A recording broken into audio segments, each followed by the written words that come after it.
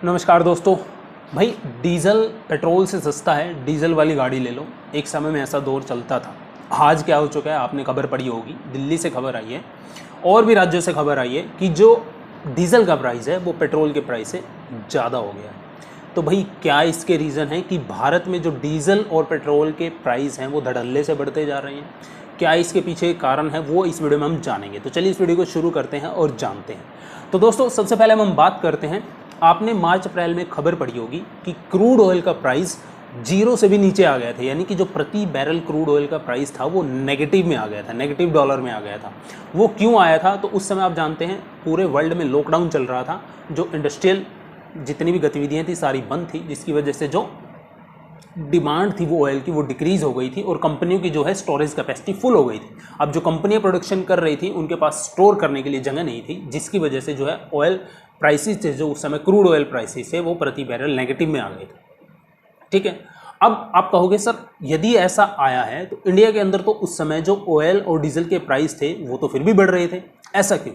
तो ऐसा क्यों हुआ? ऐसा इसलिए हुआ भाई, सरकार ने उस समय क्या किया, जो बेनिफिट कंज्यूमर को देना चाहिए था, यानी कि इस समय तो कंज्यूमर बेनिफिट सरकार को करना चाहिए ना, कि क्रूड ऑयल के प्राइस डिक्रीज हो रहे हैं तो हमारे देश में जो है पेट्रोल और डीजल के प्राइस डिक्रीज होने चाहिए। लेकिन सरकार ने उस समय क्या किया, जो एक्साइज ड्यूटी होती है पेट्रोल और डीजल के ऊपर वो कम से कम 5 गुना बढ़ा दी।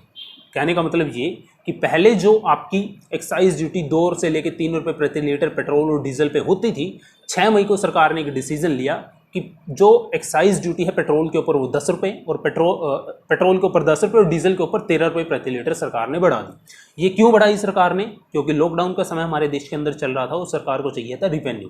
तो इकोनॉमिस्ट ये कहते हैं सरकार इस कारण से जो है 1.5 से लेकर 2 लाख करोड़ रुपए हर साल जनरेट करेगी। और भाई लॉकडाउन के समय में घर चलाने के लिए लोगों को पैसे चाहिए, तो वैसे ही तरह देश चलाने के लिए सरकार को भी पैसा चाहिए। इस एक्साइज ड्यूटी के लगाने की वजह से जो ऑयल के प्राइसेस, क्रूड ऑयल के प्राइसेस इंटरनेशनल मार्केट में गिरे थे, लेकिन भारत में जो है रिटेलिंग प्राइस में कोई फर्क नहीं दिखा था, वो इसकी वजह से। ठीक है, अब हम बात करते हैं आज की सिनेरियो की। आज का सिनेरियो ऐसा क्या है कि डीजल पेट्रोल से महंगा हो गया। ठीक है, ये आपको समझना चाहिए। तो यहाँ पे सीधा सीधा एक कारण बनता है, वो होता है आपका टैक्स, जो सेंटर लगाती है और जो लगाती है स्टेट। अब कहोगे देश में तो जीएसटी है, सेंटर और स्टेट कैसे पेट्रोल पे लगा सकते हैं? तो आपको पता होगा जब पेट्रोल और डीजल है उसको जीएसटी में नहीं इंक्लूड किया गया। जब जीएसटी काउंसिल की मीटिंग हुई थी तब ये बहस छिड़ी थी, यदि जीएसटी के अंडर पेट्रोल और डीजल को लिया जाता है तो इसकी वजह जो स्टेट है उसको बहुत बड़ा रेवेन्यू लॉस होगा। ठीक है, तो इसी रेवेन्यू लॉस को ध्यान में रखते हुए सेंट्रल ने या जीएसटी काउंसिल मीटिंग ने फैसला लिया था जो पेट्रोल और डीजल है उसको जीएसटी के अंडर इंक्लूड नहीं किया जाएगा। यानी कि आज भी पेट्रोल और डीजल के ऊपर सेंट्रल टैक्स अलग और स्टेट का टैक्स अलग लगता है। अब हम दिल्ली के एग्जांपल लेते हैं। खबर छपी है indianexpress.com में। एक आंकड़ा आपको बताता हूं, सारी बातें आपको साफ हो जाएंगी इस वीडियो की।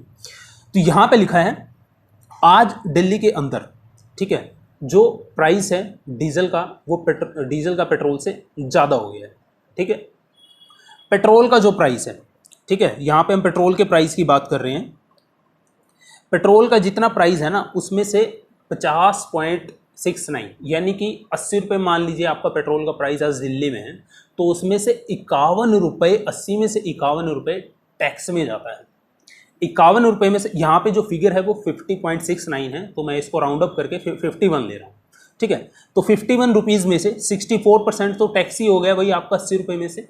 तो इसमें से क्या होता है, 33 रुपया आपको जाता है excise duty, central excise duty, यानी कि 31 रुपया आपका सीधा सेंटर को जाता है। और इसमें से 17.71 यानी कि लगभग 18 रुपये का जो टैक्स है जिसे हम वैट बोलते हैं, वैल्यू एडेड टैक्स, वो जाता है आपका स्टेट को। ठीक है, मैं आपको दिल्ली के एग्जांपल लेके चल रहा हूँ। ठीक है, यदि हम डीजल की बात करें तो डीजल में टोटल 63% जो है वो आपका टैक्स है। यानी कि आज जो कीमत है डीजल की, मान लीजिए 80 रुपये इस समय दिल्ली में चल रहा है, तो उसमें से 63% टैक्स में जाता है। कैसे? उसमें से 80 में से लगभग 49.43 फिगर लिखा है, मैं इसको राउंड अप करके 50 ले रहा हूँ। 50 रुपये तो आपका जो है टोटल टैक्स बनता है 80 रुपये में से।